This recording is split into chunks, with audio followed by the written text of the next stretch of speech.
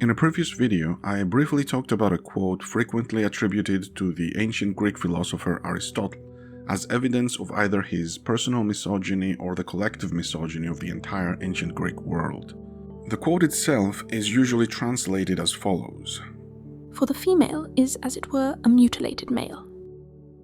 In that same video, I explained how this phrase is a slight mistranslation, which is often misinterpreted due to lack of context, but I have decided to delve a bit deeper into the explanation in a separate video because it has recently become fashionable for people to excuse, justify, rationalize, and otherwise handwave horrible things people say or do, and I don't want it to seem like I'm doing the same thing. To properly understand almost anything Aristotle said and not simply take the word of a random stranger on the internet who claims authority over Aristotle's personal opinions, one must understand Aristotle's philosophy. As I have mentioned before, Aristotle often spoke in weird metaphors, and to understand his metaphors, we need to understand his way of thinking. So in this video, we're going to revisit the original passage from which this quote was taken and attempt to fully understand the whole context. In order to do that, let's learn some things about the life of Aristotle first. Whenever we try to study a historical text, it's best to understand as much of the context as possible. This doesn't apply solely to the context of the text, but also the geopolitical context, the cultural context, the fashions and trends of the time, because all of that can help us identify nuances that would otherwise be overlooked. Unfortunately, many specific details of Aristotle's life have been lost. We do know, however, that his father was the royal physician of King Amyntas III of Macedon, which was probably what urged Aristotle to pursue a life of science and philosophy. Many of his surviving works, after all, are about biology.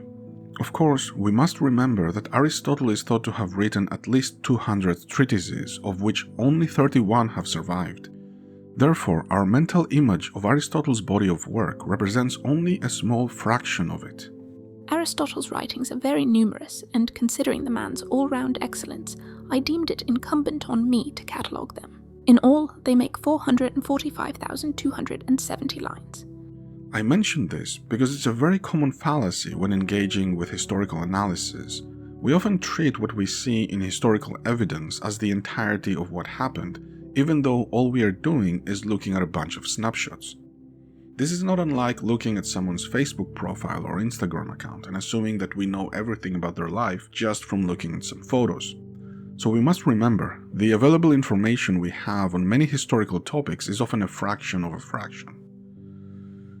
It should also be noted that Aristotle's works were highly systematic and interconnected, and thus meant to be studied as a whole, not individually. Even though he wrote about many different topics, his thoughts revolved around a handful of very specific concepts, so understanding his philosophy requires us to approach it from several different perspectives. Also, given that we only have access to less than 16% of his works, some of it potentially not even written by him personally, one thing we should always keep in the back of our heads is that we can never know the precise nature of Aristotle's thoughts, regardless of how thoroughly we study him or his life. Aristotle moved to Athens at the age of 18 to become a student of Plato in the Academy of Athens. He remained his student for 20 years, and then, closely before Plato's death, Aristotle left Athens. Are we sure we should be paying attention to these guys? It's like, who died and left Aristotle in charge of ethics? Plato. While this is impossible to confirm, it is generally assumed that Aristotle left Plato's academy because he disagreed with Plato's theory of forms, also known as Platonic realism, which was Plato's attempted framework of reconciling the mental world with the physical world. In simple terms, it was an attempt to answer questions like, do numbers exist? Does time exist? Does morality exist? Are they mental constructs invented by humans or independent entities that humans discovered? Whatever they are, what is the nature of their existence? I won't go into Plato's theory of forms because that would literally double the length of this video, but let's just say that Aristotle was not satisfied with Plato's explanations and found parts of them either incomplete or incorrect. Plato called Aristotle a cult. What is meant by that name is manifest. A cult, as soon as it is satisfied with the milk of the dam, kicks at her. Plato, therefore, hereby signified some ingratitude of Aristotle, for he having received the greatest seeds of philosophy from him, an introduction thereto, as soon as he was replenished and satisfied with the best things thereof, revolted from him, and getting his friends together set up against him Peripateticism, professing himself Plato's adversary. In his 40s, Aristotle was invited by Philip II to lead the Academy of Macedon, where he also served as the personal tutor of Philip's son Alexander, later known as Alexander the Great. Aristotle tutored Alexander from when he was 13 until he was 21, after which Aristotle moved back to Athens at the age of around 50 and founded his famous peripatetic school at the Lyceum, a public gymnasium dedicated to the god Apollo. It was there that Aristotle spent over a decade completing most of his works, until he voluntarily exiled himself from Athens due to politically motivated accusations of impiety and died in his mother's family estate in Evia. It should be noted that Aristotle was a metic. He was not an Athenian citizen, meaning that he did not have the right to vote or own land, even though he spent over 30 years of his life in Athens. An interesting detail to keep in mind when studying his views on governance and politics. Now that we have a general idea of Aristotle's life, let's have a look at the text. This is the original text from Aristotle's On the Generation of Animals, Book 2, Chapter 3. Semen is a secretion and moves with the same movement as that of the growing body, as it distributes the food in its final state. When the semen has entered the uterus, it combines with the secretion of the female and moves it with the same movement with which it is moved itself. For that is also a secretion, and contains all the parts in potentiality, but none in actuality, and it does have the parts in potentiality to differentiate the female from the male. For just as those born of deformed parents are sometimes deformed and sometimes not, so too those born of a female are sometimes female and sometimes male.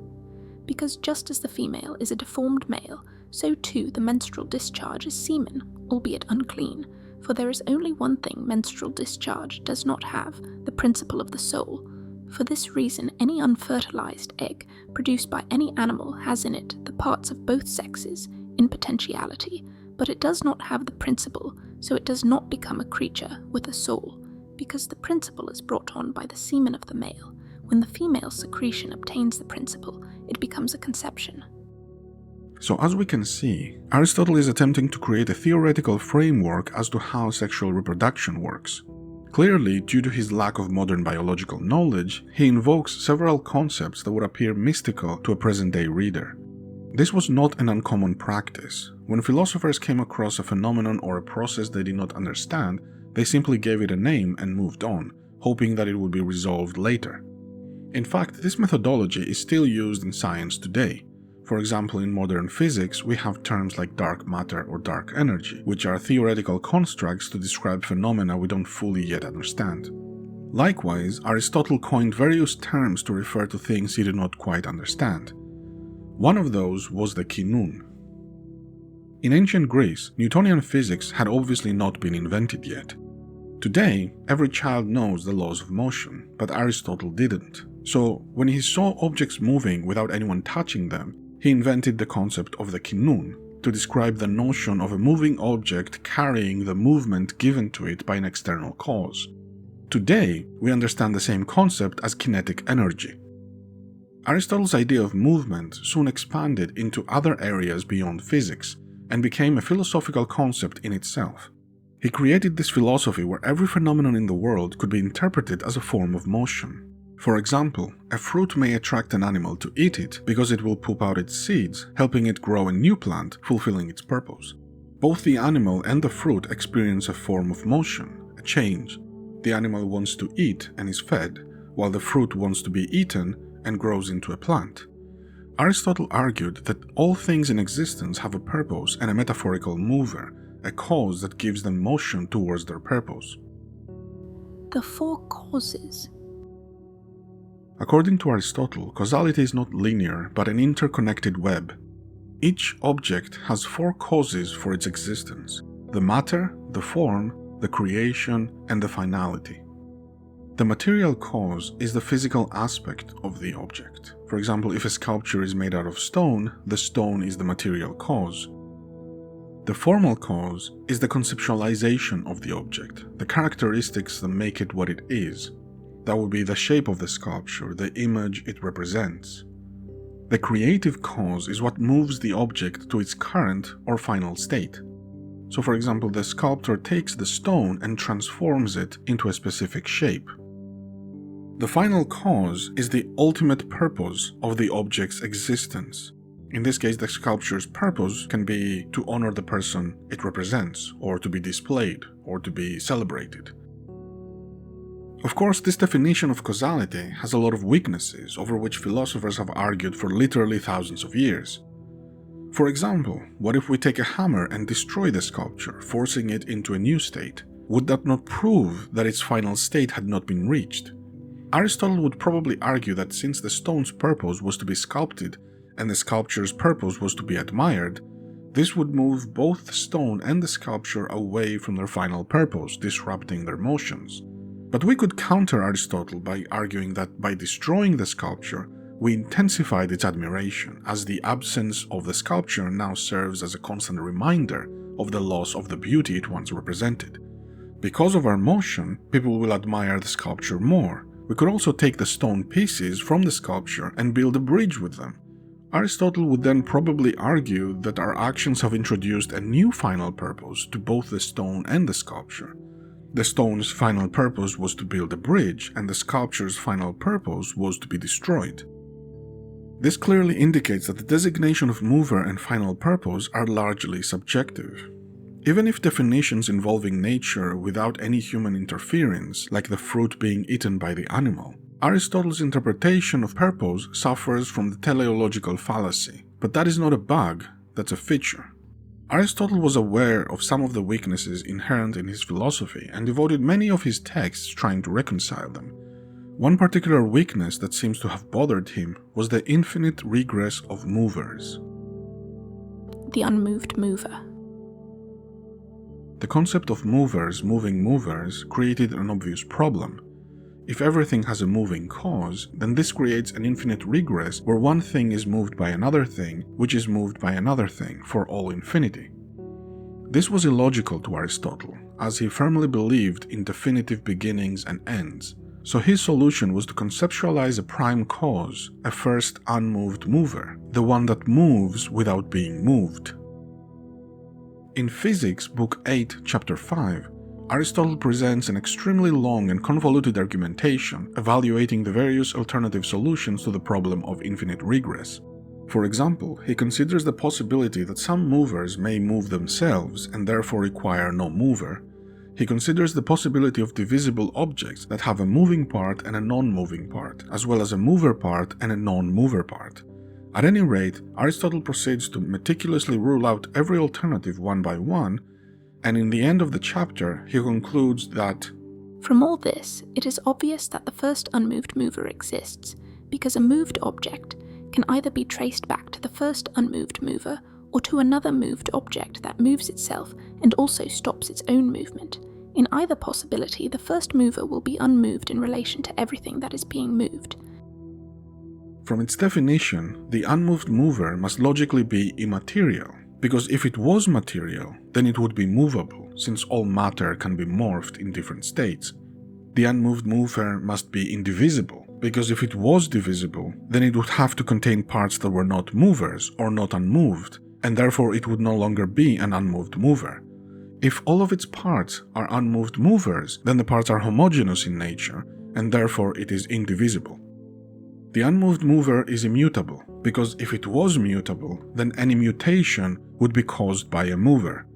If the unmoved mover mutated itself, then that would make it divisible, because this would mean that it has parts that can be moved. The unmoved mover is eternal, because if it was not eternal, it would have a beginning or end, which would mean that at some point in the past it was moved to its current state, or at some point in the future it can be moved to its final state. Since it has no mover, then it must have always existed in its current and final state. The unmoved mover is perfect, because if it was not perfect, then something would be able to move it towards perfection. The unmoved mover is complete, because if it was not complete, then it would be missing parts of itself, which would make it imperfect. The unmoved mover is contemplation, Since the unmoved mover is immaterial, then it must have absolutely no physical properties that can interact with the rest of the universe. The only thing that fits this description is thought. So the unmoved mover must be pure thought, but it can be neither imperfect nor incomplete thought, as those states of thought can be moved towards more perfect or more complete forms. The unmoved mover is self-contemplating. The unmoved mover is perfect contemplation, independent of everything, and the subject of this contemplation can only be itself, as any other subject would imply that there exists something more perfect to contemplate than itself. So the unmoved mover is contemplation contemplating itself for all eternity. The ontological argument. Viewers familiar with theistic arguments may identify a strong similarity between the conceptualization of the unmoved mover and the ontological argument for the existence of God. It's true, Anselm of Canterbury, who is credited with articulating the ontological argument in his Proslogion, was heavily influenced by Aristotelian logic. Since Aristotle's physics and metaphysics were not translated until 1115 CE by James of Venice, Anselm's work was informed by Boethius, who studied and wrote about Aristotle's work quite extensively.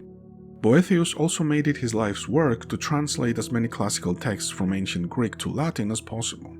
Many modern historians have argued that Boethius was personally responsible for keeping Aristotle's work alive in medieval Europe. Even though he died before he could finish his translations, his work inspired other European scholars to continue this endeavor.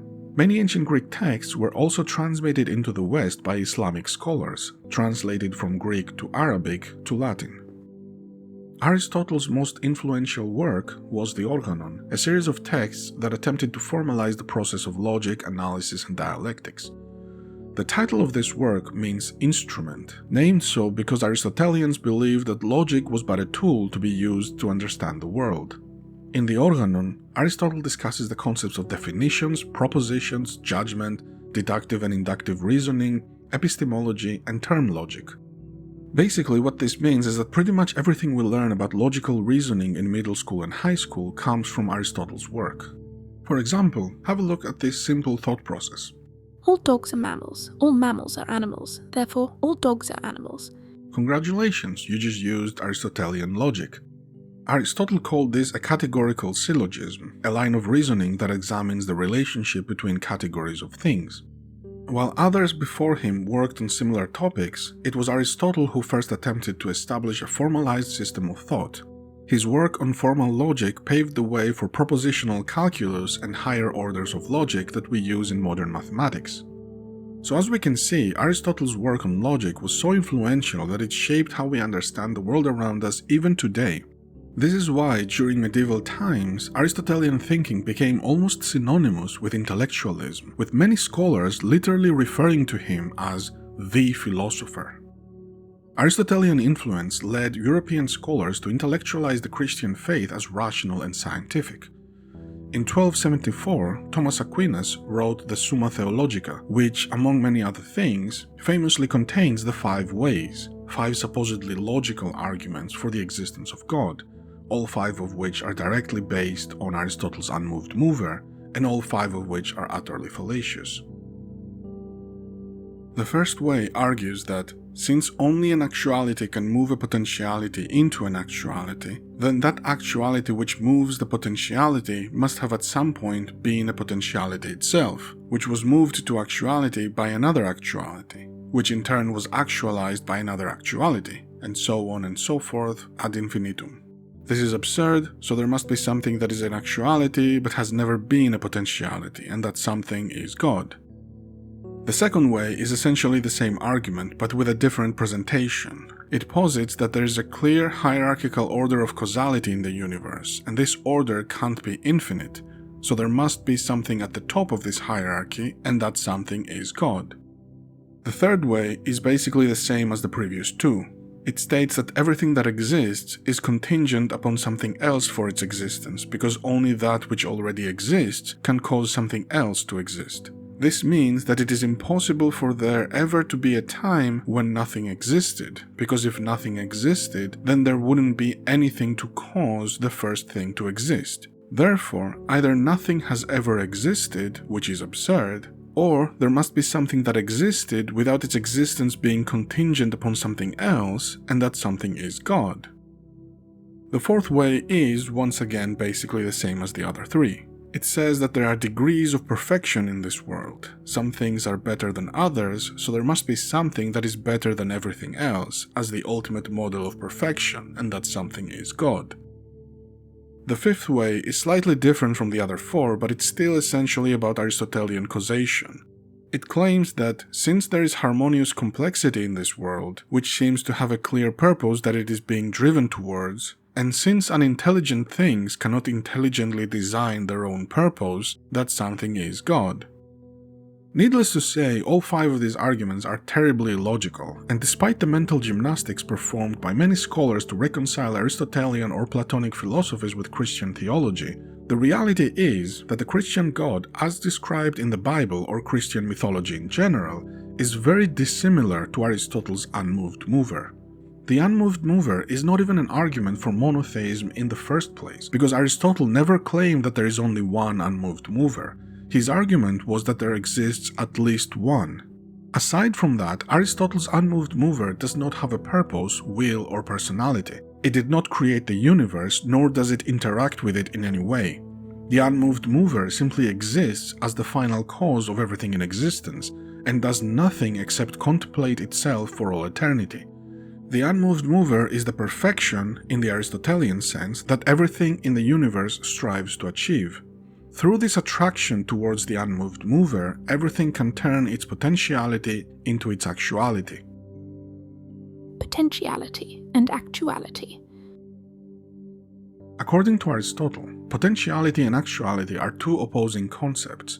Potentiality is the possibility of something to happen. In contrast, actuality is the fulfillment of that possibility.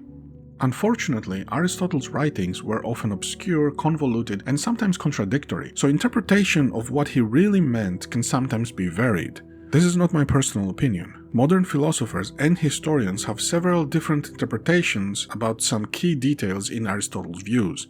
That being said, I believe we can still understand the basic gist. In his Metaphysics, Book 11, he writes, It is possible for everything to sometimes be actual and sometimes not. Like the buildable house is buildable, in the buildable's actualization as buildable is the act of building, for the actualization is either this, the act of building, or the house. But when the house exists, it is no longer buildable. The buildable is that which can be built. Therefore, the actualization must be the act of building, and the act of building is a motion. The same logic applies to the other motions. So in simple terms, the building materials have the potentiality to become a house.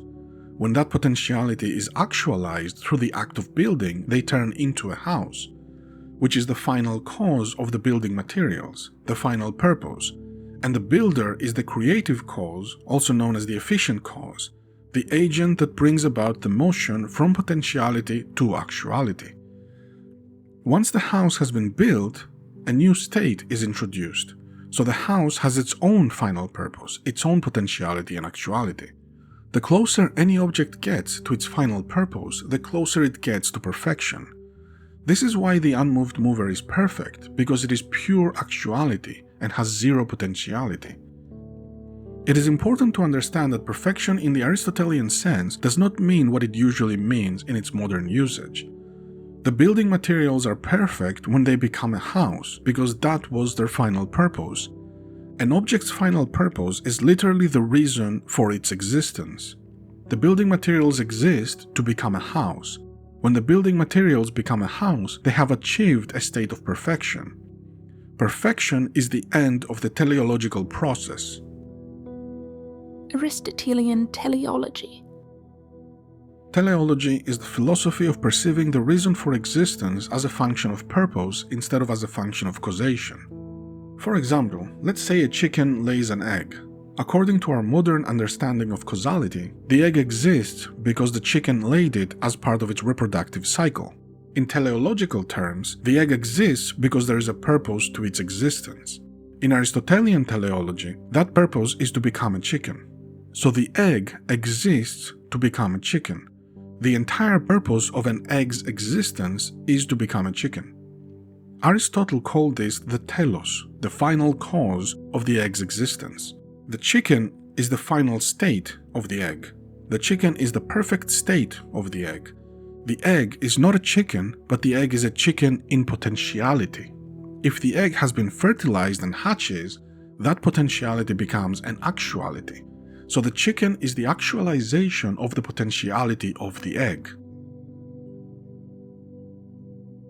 According to Aristotle, when the sperm reaches the egg, it moves the egg with the same movement it was given by the male body. Through this process, the egg is given the principle of the soul and will later become a living creature. Derived from the parent, the material of the semen with the principle of soul has two parts, the one separable from matter, containing something divine, which is called the intellect, while the other is inseparable from matter, which dissolves and evaporates because it has a liquid and watery nature. So what is this principle of the soul that Aristotle is talking about?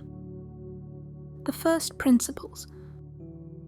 As we now know, Aristotle thought endings were very important. The final state of any object is literally the state of perfection.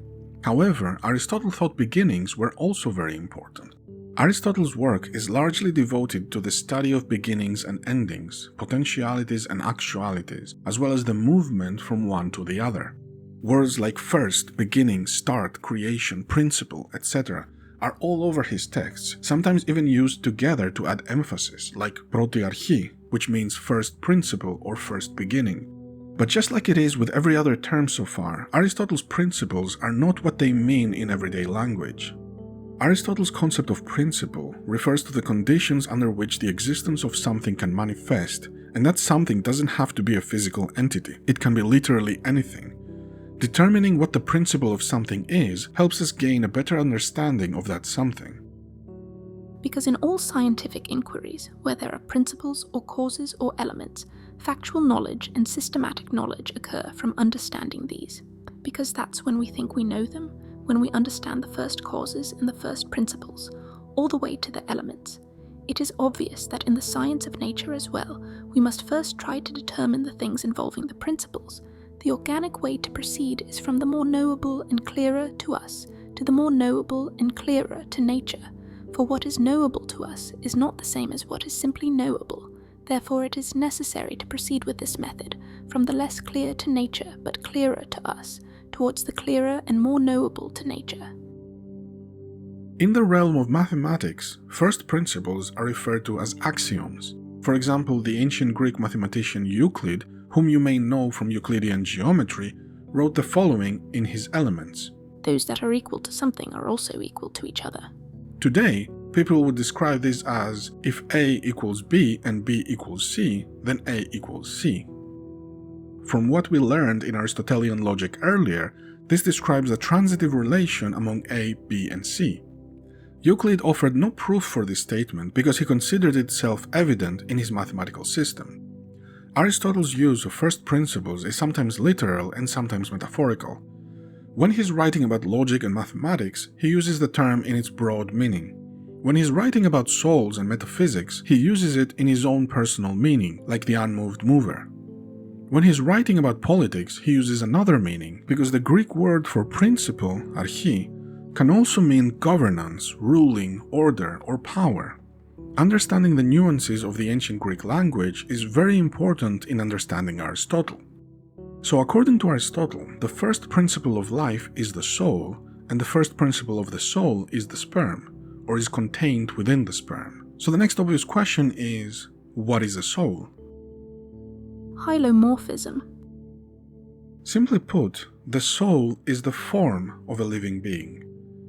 According to Aristotle, everything consists of two things, the matter and the form. The matter is the representation of potentiality, while the form is the representation of actuality. Form can be categorized into substantial and accidental. Substantial form is what makes an object what it is. Accidental form is the set of characteristics that are not essential for the object to be what it is. As a simplified example, let's imagine an apple. The matter of the apple is all the physical molecules that compose the apple. The form is the shape, size, color, texture, among other things, of the apple. If we take the apple and blend it and turn it into apple juice, it will not affect its matter, but it will affect its form. The apple is both its matter and its form, so if it loses one of the two, it stops being an apple. So the apple juice is not an apple, because they don't have the same form. Likewise, a real apple and a plastic apple are not the same, because they don't have the same matter. In metaphysics, this appleness of an apple is referred to as a universal.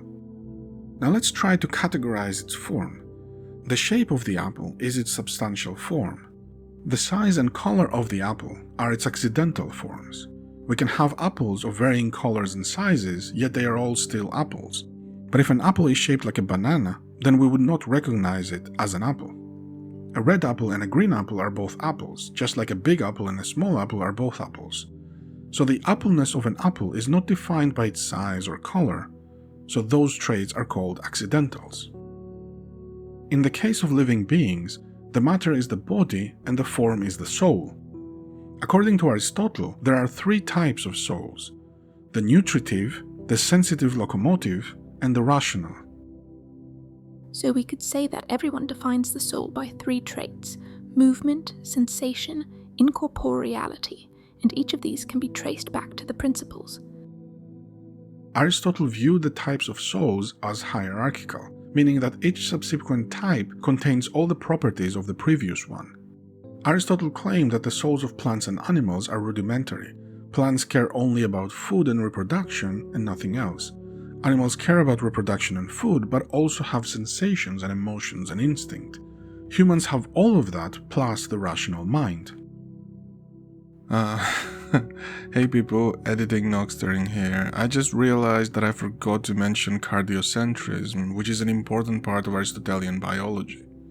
Basically, Aristotle believed that the heart was the central organ of the human body. He believed that the heart was responsible for thought and emotions. Even today, some people still act as if the heart is responsible for emotions, even though it's obviously not. Aristotle's theory of cardiocentrism was controversial even for his time. In his work on the sacred disease, section 17, Hippocrates writes, Men ought to know that from nothing else but the brain come joys, delights, laughter, and sports, in sorrows, griefs, despondency, and lamentations. And by this, in an especial manner, we acquire wisdom and knowledge, and see and hear, and know what are foul and what are fair, what are bad and what are good, what are sweet and what unsavoury. Some we discriminate by habit, and some we perceive by their utility. By this we distinguish objects of relish and disrelish, according to the seasons, and the same things do not always please us. And by the same organ we become mad and delirious, and fears and terrors assail us, some by night and some by day, and dreams and untimely wanderings, and cares that are not suitable, and ignorance of present circumstances, desuetude, and unskilfulness. Meanwhile, Aristotle, in On the Parts of Animals, Book 2, Chapter 7, says, So far, then, this much is plain, that all animals must necessarily have a certain amount of heat, but as all influences require to be counterbalanced, so that they may be reduced to moderation and brought to the mean, for in the mean, and not in either extreme, lies the true and rational position. Nature has contrived the brain as a counterpoise to the region of the heart, with its contained heat, and has given it to animals to moderate the latter, combining in it the properties of earth and water. For this reason it is that every sanguineous animal has a brain, whereas no bloodless creature has such an organ, unless indeed it be as the pulp by analogy.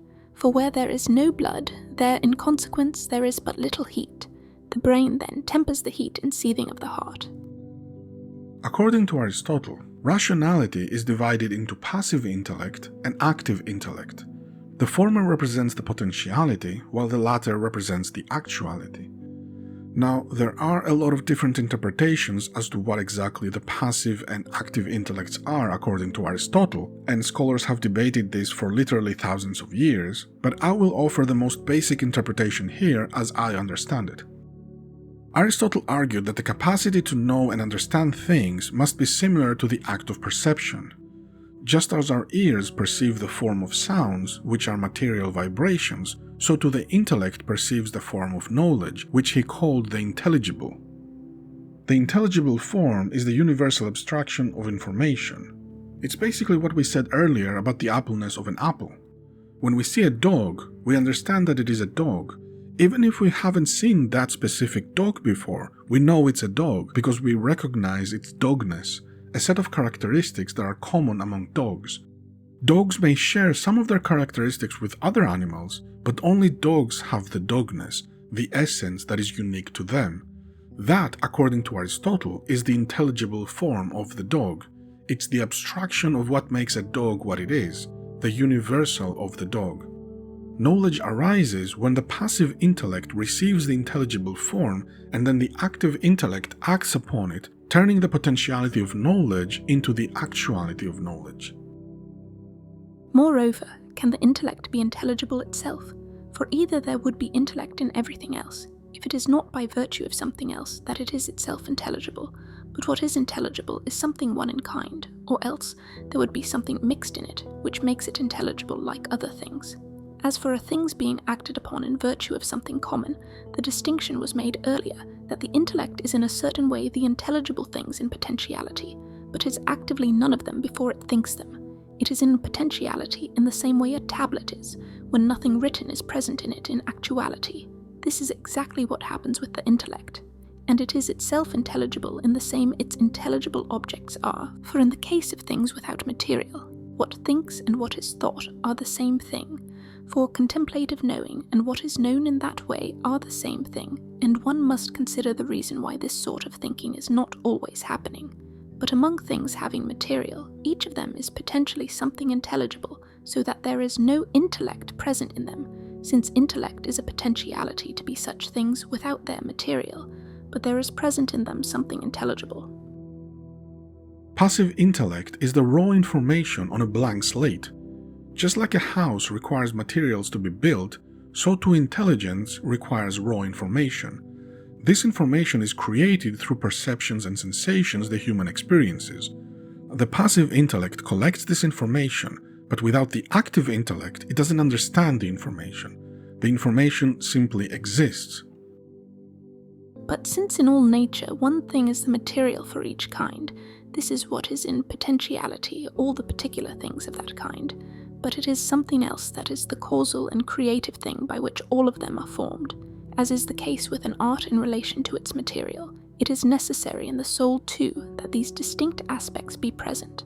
The one sort is intellect by becoming all things, the other sort by forming all things, in the way an active condition such as light does, for in a certain way light too makes the colours in potentiality into colours in actuality.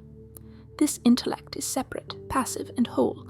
It is actualization in substance, for that which affects is always superior to that which is affected, and the principle is always superior to the material. Knowledge in its actualization is the same as the object of itself, and while knowledge in potentiality comes first in an individual time-wise, in general it does not take precedence even time-wise. This does not mean that at one time it thinks, but at another time it does not think. But when separated it is exactly what it is, and this alone is immortal and eternal, though we have no memory, because this type of intellect is not acted upon, while the type that is acted upon is destructible, and without this it understands nothing. Active intellect is the processing of raw information into meaning and universal truths. It is actualized knowledge. It is what gives information form. A human with active intellect can see two dogs and understand that they are both dogs, even though they are not the same dog, because he understands the universal abstraction of their dogness, the essence that gives the dog its form. Remember how earlier we said that Aristotle viewed logic as an instrument? This is where it fits in. Logic is one of the tools the active intellect uses to actualize the intelligible form from the passive intellect. In Metaphysics Book 12, Chapter 7, Aristotle ties the active intellect with the unmoved mover. And thinking in itself is concerned with that which is best in itself, and that which is thinking in its highest sense is concerned with that which is best in its fullest sense. And intellect thinks itself through participation in the intelligible, for it becomes intelligible through grasping and thinking, so that intellect and intelligible are one and the same. For that which can potentially receive the intelligible form is intellect, and it is actualized when it possesses it. So this is what seems to be the most divine aspect of intellect, and the act of contemplation is what is most pleasant and best. If then divinity is always in this high state in which we sometimes are, this is wondrous, and if it is in an even higher state, this is even more wondrous, and it is indeed so, and life subsists from divinity, for the actuality of intellect is life, and divinity is that actuality, and the actuality itself of the divinity is life that is best and timeless. We say therefore that divinity is alive, timeless, best, so that life and eternity and timelessness subsist from divinity, for this is divinity. Like I said, Aristotle's texts are quite vague on this particular subject, which causes the need for obscure metaphors and interpretations. In translating this particular text, I avoided using the literal translation of the word theos as God, and instead translated it as divine, because it is closer to the meaning Aristotle intended. Otherwise, a modern reader could read this and incorrectly assume that Aristotle was talking about monotheism, but he absolutely wasn't. He was talking about absolute perfection, which he called godly. There is nothing in the context that even remotely implies that Aristotle was talking about an actual god. Later scholars, especially Christians, have repeatedly misinterpreted Aristotle's words to formulate arguments in favor of monotheism. As we saw earlier, Thomas Aquinas was one of them. Whether this error was intentional or deliberate is impossible to know. One thing worth mentioning is that Aristotle's influence on future scholarship is so vast, people often don't realize they are engaging with Aristotelian philosophy. As an example, remember how in elementary school we are told that humans have 5 senses? Aristotle was the one who came up with the theory of 5 senses in the same book where he talked about the soul. Aristotle argued that each sense a human has should correspond to a specific element as its medium and a unique sensory organ for its perception. According to this rule, Aristotle narrowed human senses down to 5, since they also represent the physical qualities of objects as he understood them. The rest of human sensations, like hunger or balance, he viewed as movement, so he didn't count them as external perceptions. Anyway, Aristotle had a lot more to say about the soul, what it is and how it works, but I don't think it's necessary for us to spend too much time on that, because the video is already way too long. Now, before we go back and revisit the initial quote that started all this, we need to understand a few minor Aristotelian terms. In Aristotle's On the Parts of Animals, Book 2, Chapter 4, he says, "For food is matter, while blood is the final food." According to Aristotle's understanding of metabolism, when food is digested and reaches its final state, it literally becomes blood. So blood is the final state of food. Blood produces what Aristotle calls secretions. Secretions are things like fat, bone marrow, breast milk, semen, menstrual fluids, etc. So now that we have a basic understanding of Aristotle's philosophy, let's look at the initial quote again. I'm sure you will now notice that much of the vocabulary that seemed mystical earlier now makes perfect sense. Semen is a secretion that moves with the same movement as that of the growing body, as it distributes the food in its final state. When the semen has entered the uterus, it combines with the secretion of the female and moves it with the same movement with which it is moved itself.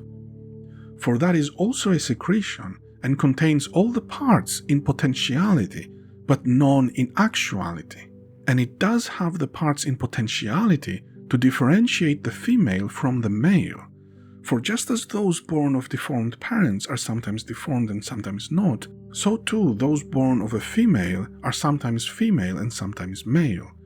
Because just as the female is a deformed male, so too the menstrual discharge is semen, albeit unclean. For there is only one thing menstrual discharge does not have, the principle of the soul. For this reason, any unfertilized egg produced by any animal has in it the parts of both sexes in potentiality, but it does not have the principle, so it does not become a creature with a soul, because the principle is brought on by the semen of the male. When the female secretion obtains the principle, it becomes a conception. If I have done my job correctly, the text made a lot more sense this time than it did at the start of the video. The reason Aristotle views the female as a deformed male is because he views the male as the final purpose of the embryo, and the female as a male that failed to be fully actualized. The female is potentiality, while the male is actuality. Therefore, according to Aristotle's definition of perfection that we learned earlier, the female is an imperfect male, a deformed male. It is important to note that this does not mean that Aristotle was claiming that women are imperfect and men are perfect, as we understand these words today. Aristotle's perfection only applies to the fulfillment of purpose, nothing else. The reason I am emphasizing this point so much is because many people, even modern scholars, seem to completely misunderstand this. As an example, here's an excerpt from the Wikipedia article on patriarchy, which quotes Gerda Lerner and Marianne Klein Horowitz, both historians. Lerner states that Aristotle believed that women had colder blood than men, which made women not evolve into men, the sex that Aristotle believed to be perfect and superior. Marianne Klein Horowitz stated that Aristotle believed that soul contributes the form and model of creation. This implies that any imperfection that is caused in the world must be caused by a woman, because one cannot acquire an imperfection from perfection, which he perceived as male. Aristotle had a hierarchical ruling structure in his theories. Lerner claims that through this patriarchal belief system, passed down generation to generation, people have been conditioned to believe that men are superior to women. These symbols are benchmarks, which children learn about when they grow up, and the cycle of patriarchy continues much past the Greeks.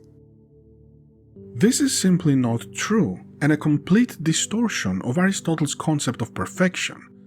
Only the unmoved mover represents absolute perfection. The only way men are inherently perfect in Aristotelian philosophy is that they were actualized into male during fetal development. That's all. Also, according to Aristotle, it is not impossible to acquire imperfection from perfection, because perfection is not transitive. The house is the perfection of the buildable, since the house is the final state of the buildable. But the house can still eventually collapse. It can be an imperfect house in that it fails to fulfill its own final state, which is to provide shelter for the people living in it. At absolutely no point in any of his texts does Aristotle even remotely imply that men are perfect and therefore incapable of immorality or fallibility. Perfection, according to Aristotle, is merely the fulfillment of purpose. It has nothing to do with the capacity to be fallible or immoral. On the contrary, making mistakes are deviations away from a person's final state, and they are part of a person's journey towards perfection. This is further reinforced by his views on ethics. Aristotle believed that every human, regardless of gender, has the potentiality for greatness. Any person has the potentiality to be brave, to be just, to be rational, but the person must consciously put effort to develop that trait in order to actualize it. So the notion that men are born perfect in the modern sense is simply contradictory to Aristotle's core philosophy. I could analyze this even further to explain the linguistic aspect of the word. When Aristotle refers to perfection, he uses the term teleos, which is a derivative of the word telos, which means purpose, result, finality, ending.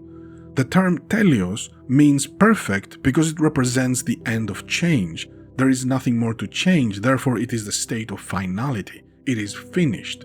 When Aristotle calls something perfect, he absolutely never means that it is without flaws. It is very upsetting to me that so many academics who portray themselves as authorities on Aristotle don't know this fact. So once again, for emphasis, Aristotle never said that men are perfect and women are imperfect. He simply viewed the female as potentiality and the male as actuality, and in the context of his teleological philosophy, this means that any human born female is an unactualized male. His concept of perfection is simply a reflection of that. It has absolutely nothing to do with the modern sense of the word perfect. Of course, one could ask the question, why did Aristotle define the female as potentiality and the male as actuality instead of the other way around? That is a great question. Aristotle viewed men as having the active role during reproduction, and the women as having a passive role. This, he argued, based on the fact that men ejaculate sperm into women, while women simply act as receptacles of sperm, and in Aristotle's worldview, The act of receiving is more passive than the act of giving. Moreover, Aristotle observed in many animals that unfertilized eggs are naturally discarded by the female at the end of her menstrual cycle, so he concluded that the eggs couldn't contain the principle of the soul, as that would have been wasteful by nature. Therefore, the men must be the movers and the male sperm must contain the form, and thus the principle of the soul, while the female egg must contain the material, so the female is the potentiality and the male is the actuality. Obviously, we know today that this is scientifically incorrect, but that was the biological understanding of the time. Aristotle simply tried to create a theoretical framework for the observed phenomena of his time. Of course, it's not difficult to see the bias in Aristotle's theory. One could have just as easily flipped his conclusion the other way, and argue that the male is the potentiality and the female the actuality. But one detail that made the difference for him was his belief that every embryo starts out as female. I don't know if this was a general belief of the time, and I couldn't find any meaningful evidence either way. Hippocrates' work contains extensive thoughts on embryology by studying the physiology of aborted fetuses, but he never mentions whether all embryos start out as female. Nevertheless, for some reason, Aristotle takes this for granted and uses it as evidence. Anyway, the point is, since Aristotle viewed everything in teleological terms, he ascribed a purpose to everything he observed.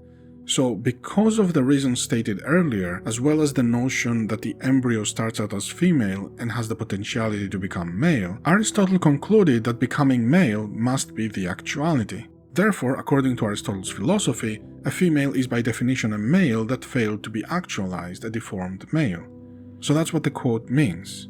It was Aristotle's attempt to reconcile the biological understanding of his time with his philosophy about how the universe works. And this is something everyone needs to remember. In many ways, philosophy was not merely an intellectual game rich noblemen played to amuse themselves. Philosophy was the science of the time. It was their way of constructing an epistemological framework that could thoroughly explain the world around them. Just like today we have things like Newton's theory of motion, Darwin's theory of natural selection, Mendel's theory of inheritance, Aristotle found previous theories like those of Parmenides, Heraclitus, and Plato to be incomplete, and posited a different theory as to how the universe works. These theories were meant to answer questions about the world. Questions like how do animals reproduce? Why does a child look like its parents?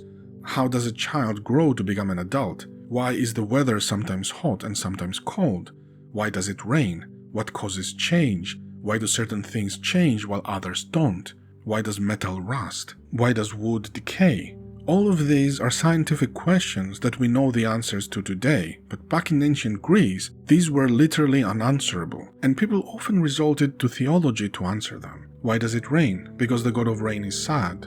Philosophers like Aristotle attempted to answer these questions in a secular way, often incorrectly, but at the same time they progressed our sense of understanding to new horizons and paved the way for later scholars to take it one step further. It should also be noted that sometimes their answers were remarkably correct, like how we use Aristotelian logic even today, or how Eratosthenes calculated the circumference of the Earth over 2000 years ago with a margin of error that was less than 1%. The other important thing we should notice here is that we had to know so many things about Aristotle's personal beliefs just so we could properly understand one sentence quoted out of context. This perfectly illustrates just how much background knowledge one needs to be able to confidently draw conclusions about the meaning of an ancient text. Granted, Aristotle was somewhat more eccentric in his writing style than other authors, but the point still stands. We need to understand the nuances of the language, the cultural landscape, the historical context, because all of these things are what create meaning. Without context, meaning does not exist. Whenever you see someone quoting an ancient Greek scholar, especially Aristotle, 9 times out of 10 it's taken out of context and the meaning is hugely misinterpreted. Sometimes this is done dishonestly to lend credence or authority to a certain political worldview. Before closing, I feel like I should address one last thing. Was Aristotle sexist? In a previous video, I mentioned how Aristotle said a lot of things that would be considered sexist today. Because yes, under our modern perceptions of sexism, many of Aristotle's views are unscientific and sexist. But was Aristotle sexist in his own time? While the ancient Greeks didn't have a word for sexism as we do today, they did coin the terms misogyny and misandry and define them as the hatred for women and men respectively. So would Aristotle qualify as a misogynist under the ancient Greek definition? That is an interesting question. Aristotle spent a lot of time studying animals and wrote extensively about them. He specifically spent a significant amount of time studying the differences between male and female animals of different species. He observed the sexual dimorphism in many animals, both in morphology and behavior, and used those to formalize the observed or perceived differences between men and women. To his credit, Aristotle explicitly stated that the differences between males and females were not the same in all animals. For example, in his work on the Histories of Animals, Book 9, Chapter 1, Aristotle talks about how female Laconian dogs are smarter than the male ones, or how female birds and leopards are more courageous and aggressive than the male ones. Aristotle claims that sexual dimorphism is more accentuated in humans. The traces of these characteristics are everywhere, but they are more visible in those animals who have more developed ethos, most of all in the human, for it has the finalized nature, so as these traits are more visible in humans. Therefore, the woman is more compassionate than the man and cries more easily, and also has a higher propensity for envy, self-pity, abuse, and violence. The female is also more prone to depression and despondency than the male, more shameless and more deceitful, more gullible and has better memory, more wakeful and more lazy. And generally, the female is more unmovable than the male and requires less food. As was previously stated, the male is more willing to help and more valorant than the female, since even among the mollusks, when a trident strikes a cuttlefish, if it is a female that is injured, the male stays to help, but if the male is injured, the female runs away. For the understanding of the time, this type of reasoning was valid. Aristotle used scientific observation and deduced that the males and females of most animals are different, and saw these differences in humans as well, and because he believed strongly in naturalistic ethics, he thought that the gender division of labor was reasonable and moral, because it allowed men and women to fulfill their respective purposes in life. Today, we would describe this teleological stance as gender essentialism and biological determinism, both of which are considered discredited theories today. However, it should be noted that Aristotle did not believe that these traits develop naturally in men and women. On the contrary, he argued that it is our duty to train and hone these traits so that we fulfill our purpose. In his Nicomachean Ethics, Book 2, Aristotle said, "And therefore it is clear that none of the moral virtues formed is engendered in us by nature, for no natural property can be altered by habit. For instance, it is the nature of a stone to move downwards, and it cannot be trained to move upwards, even if you try to train it to do so by throwing it up into the air 10,000 times. Nor can fire be trained to move downwards, nor can anything else that naturally behaves in one way be trained into a habit of behaving in another way. The virtues therefore are engendered in us neither by nature nor in violation of nature. Nature gives us the capacity to receive them, and this capacity is brought to perfection by habit. Moreover, the faculties given to us by nature are bestowed on us first in potentiality. We exhibit their actual exercise afterwards. This is clearly so with our senses. We did not acquire the faculty of sight or hearing by repeatedly seeing or repeatedly listening, but the other way about. Because we had the senses, we began to use them. We did not get them by using them. The virtues, on the other hand, we acquire by first having actually practiced them, just as we do the arts. We learn an art or craft by doing the things that we shall have to do when we have learned it. For instance, men become builders by building houses, guitarists by playing on the guitar. Similarly, we become just by doing just acts, temperate by doing temperate acts, brave by doing brave acts. This truth is attested by the experience of states. Lawgivers make the citizens good by training them in habits of right action. This is the aim of all legislation, and if it fails to do this, it is a failure. This is what distinguishes a good form of constitution from a bad one. Again, the actions from or through which any virtue is produced are the same as those through which it also is destroyed. Just as is the case with skill in the arts, for both the good guitarists and the bad ones are produced by playing the guitar, and similarly with builders and all the other craftsmen. As you will become a good builder from building well, so too you will become a bad one from building badly. Were this not so, there would be no need for teachers of the arts, but everybody would be born a good or bad craftsman as the case might be. The same then is true of the virtues. It is by taking part in transactions with our fellow men that some of us become just and others unjust, by acting in dangerous situations, in forming a habit of fear or of confidence, we become courageous or cowardly. And the same holds good of our dispositions with regard to the appetites and anger. Some men become temperate and gentle, others profligate and irascible by actually comporting themselves in one way or the other in relation to those passions. In a word, our moral dispositions are formed as a result of the corresponding activities. Hence it is incumbent on us to control the character of our activities, since on the quality of these depends the quality of our dispositions. It is therefore not a small matter whether we are trained from childhood in one set of habits or another. On the contrary, it is great, or rather, it is everything. Another important point that should be mentioned is that Aristotle never argued that women are incapable of performing certain tasks, or that it is against their nature to do things that men do. He simply argued that men and women have different natural strengths and weaknesses, and since the purpose of the state is to maximize its efficiency so that it is closer to perfection, gender division of labor was imperative for achieving that goal, since he believed men and women were better suited to perform different tasks. As I have previously mentioned, these ideas were not theoretical exercises for fun. Very often I see people comparing ancient Greek patriarchal thinking to the manosphere of the modern West, and that is a huge mistake. These ancient Greek theories were solely focused on how to run the most effective and efficient state in order to survive. Yes, much of the rhetoric in the manosphere today may revolve around the supposed downfall of Western society, but that is obviously a fantastical concept. In ancient Greece, the destruction of a state was a very real concern. Many ancient Greek states were constantly at war with each other, and many city-states were pillaged, with the men killed and the women and children enslaved, which was viewed as an inevitable part of warfare. The goal of many philosophers was to design the perfect state so that it would not be destroyed or enslaved by enemies, and instead prevail and dominate over others, hopefully becoming a hegemony. In Politics Book 2, Aristotle references the war between Thebes and Sparta and partially blames the Spartan defeat on its lack of well-defined gender roles, arguing that it caused confusion in leadership, wealth imbalance, and the neglect of the development of female virtues. Again, concerning the comforts of women, it is detrimental both in regard to the purpose of the constitution and in regard to the happiness of the state.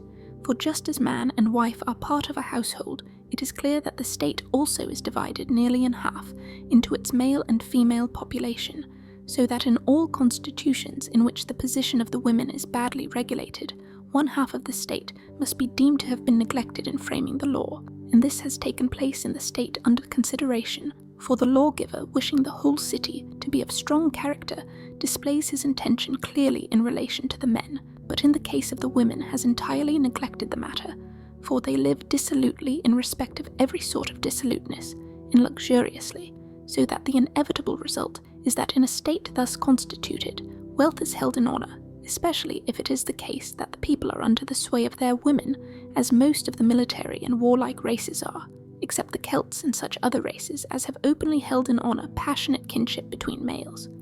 For it appears that the original teller of the legend had good reason for uniting Ares with Aphrodite, for all men of martial spirit appear to be attracted to the companionship either of male associates or of women. Hence this characteristic existed among the Spartans, and in the time of their empire many things were controlled by the women. Yet what difference does it make whether the women rule or the rulers are ruled by the women? The result is the same. And although bravery is of service for none of the regular duties of life, but if at all, in war, even in this respect the Spartans' women were most harmful, and they showed this at the time of the Theban invasion, for they rendered no useful service, as the women do in other states, while they caused more confusion than the enemy. It is true, therefore, that at the outset the loose comfort allowed to women at Sparta seems to have come about with good reason, for the Spartans used to be away in exile abroad for long periods on account of their military expeditions, both when fighting the war against the Argives and again during the war against the Arcadians and Messenians. But when they had turned to peaceful pursuits, although they handed over themselves to the lawgiver already prepared for obedience by military life, for this has many elements of virtue. As for the women, it is said that Lycurgus did attempt to bring them under the laws, but since they resisted, he gave it up. So the Spartan women are, it is true, responsible for what took place, and therefore manifestly for this mistake among the rest, although for our own part we are not considering the question who deserves excuse or does not, but what is the right or wrong mode of action. As we can see repeatedly from reading ancient Greek texts, the role of women as a philosophical question was not discussed the way it is today, where we invoke egalitarianist principles to justify the existence of human and civil rights. The concept of human rights did not even exist in ancient Greece. Slavery was legal, infanticide was legal. The highest ideal was the prosperity of one's state, so everything else was in service of that. For example, in Politics Book 7, Chapter 16, Aristotle argues in favor of eugenics. On the exposure or feeding of the children born, there should be a law that no deformed child will be fed, but regarding the number of children, if the local customs prevent newborns from being left for exposure, there must be a limit to the procreation of children, and if any people have a child as a result of intercourse in violation of these rules, abortion must be practiced on it before it has developed sensation and life, for the line between righteous and unrighteous infanticide is marked by the existence of sensation and life. And since the principle of the fit age for a man and for a woman, at which they are to begin their marriage, has been defined, let it also be decided for how long a time it is appropriate for them to produce children. For the offspring of older parents, as those of younger parents, are born imperfect both in body and mind, while the children of the elderly are weaklings.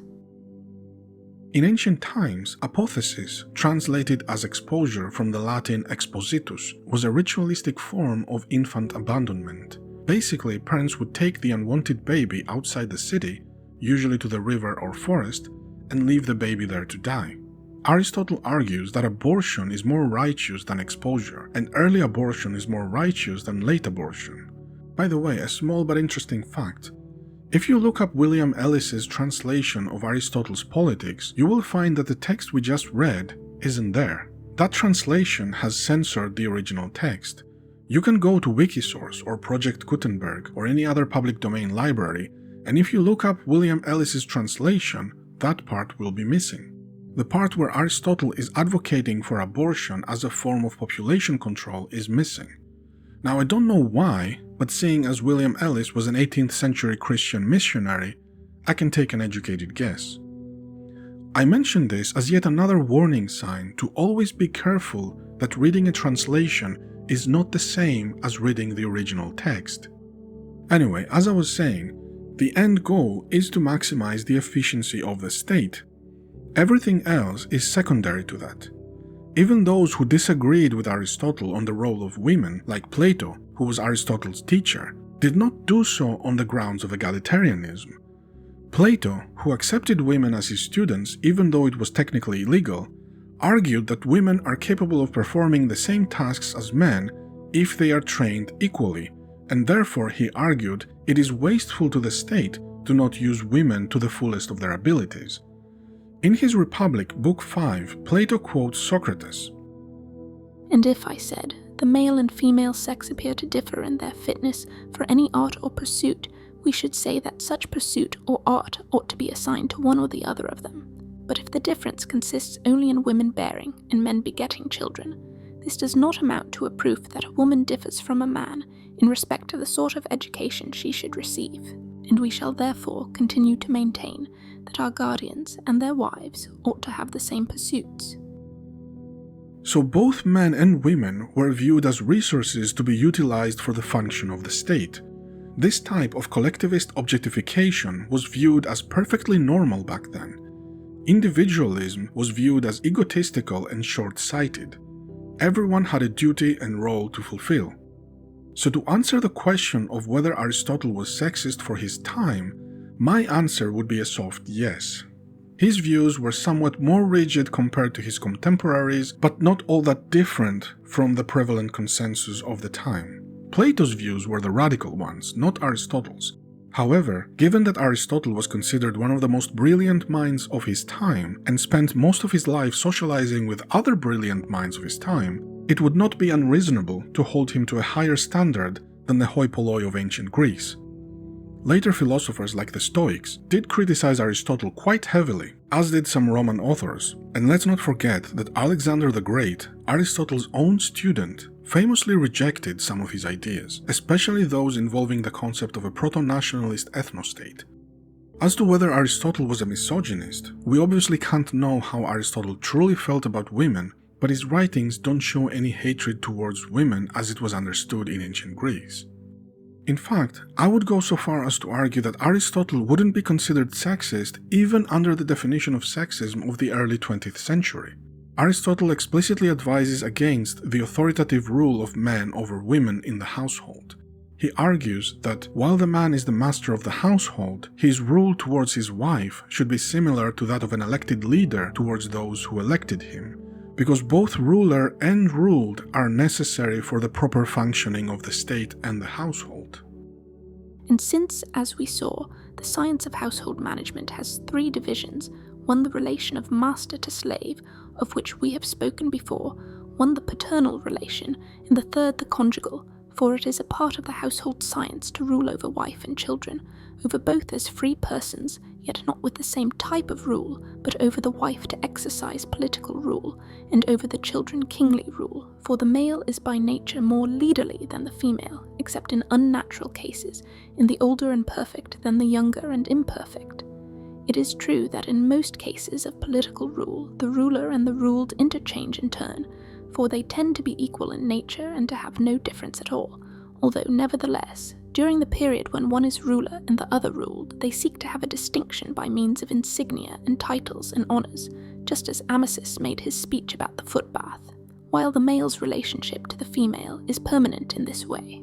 The rule of the father over the children, on the other hand, is that of a king, for the male parent is the ruler in virtue both of affection and of seniority, which is characteristic of kingly rule, and therefore Homer correctly designated Zeus by the words father of men and gods as the king of them all. For though in nature the king differs, in genus he should be one and the same, and this is the position of the elder in relation to the younger, and of the father in relation to the child. Of course, even though this was Aristotle's attempt to not otherize women as a separate entity to be oppressed by men, today we would describe his attitude as paternalistic, which some categorize as a form of benevolent sexism, though I personally don't like this term. Sexism is sexism, there's nothing benevolent about it. However, in ancient Greece, paternalism would most likely be viewed as the opposite of misogyny. Taking care of your wife and keeping her safe was generally considered an act of love, and very few people ever challenged that idea. Overall, what we can definitively say about Aristotle's work in the context of sexism is that his rationalization and intellectualization of the implicit gender biases of his time led to the formalized construction of what we refer to today as institutional patriarchy and its justification as a moralistic stance, especially with Aristotle's rediscovery during the Islamic Golden Age and his transmission to Western Europe. Aristotle's works have been interpreted, edited, translated, reinterpreted, retranslated for thousands of years by scholars from all over the old world. The Roman Empire, the Islamic Caliphates, India, China, even Japan, they were all influenced by interpretations of Aristotle's work in one way or another. Both Christianity and Islam heavily used Aristotelian arguments to solidify the stratification of gender roles, sometimes in ways with which Aristotle himself would vehemently disagree. The Abrahamic religions were just as fallacious when they used Aristotelian arguments to supposedly prove the existence of God, as they were when they used Aristotelian teleology to justify the subjugation of women. Ironically, Aristotle's greatest flaw was his passion for biology, which he presumably adopted from his father, who was the royal physician of Macedon, as we said earlier. Aristotle tried to explain most complex phenomena he observed through either biological essentialism or environmental determinism. He didn't have the knowledge to understand structural dynamics, systemic factors, or mathematical models of emergence. So if there was a perceived difference between men and women, Aristotle would assume that the cause was either a biological reason or an environmental factor that somehow affected biology. This is a logical mistake he made frequently. If he studied a certain group of people and noticed that they exhibited a specific trait, he would conclude that it must be their nature to be this way. He would ascribe differences in foreign cultures to genetic or environmental factors affecting their evolution, arguing that certain peoples were, for example, less intelligent due to poor genetics or harsh climate. Needless to say, many dangerously harmful ideas can be extrapolated by such fallacious argumentations, and unfortunately, many people in the modern world still use the same invalid logic. At least Aristotle can be given the charitable excuse that he didn't know any better. There is no excuse for this kind of ignorance in the age of information. Thank you for watching, and I shall see you on the battlefield.